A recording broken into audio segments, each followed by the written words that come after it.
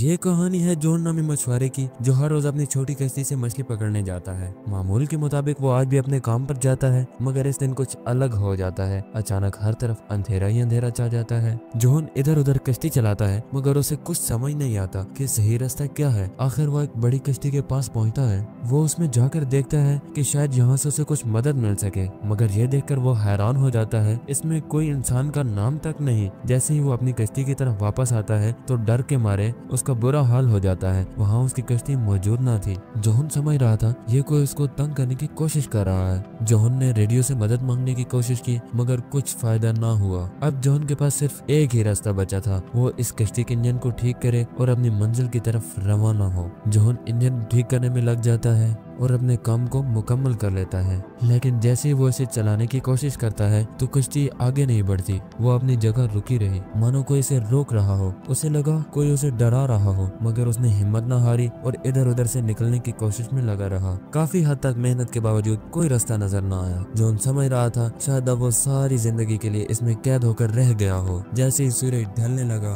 वो कश्ती अपने आप ही चलने लगी। जॉन को लगा कोई उसे अपने साथ ले जाकर अपना कैदी बनाना चाहता है। कश्ती जैसे ही किनारे पहुंची, वो फौरन उसमें से उतरकर इधर उधर देखने लगा, मगर हैरानी की बात ये थी इस जगह भी कोई आदमी ना था। टावर पर चढ़कर दूसरी जानब देखता है, उसकी कश्ती अपनी जगह सही सलामत बंदी थी और इसी तरह लोग अपने काम में मसरूफ थे, जैसे इधर कुछ हुआ ही ना हो और ये शायद जॉन का कोई ख्वाब था या उसका कुछ वहम।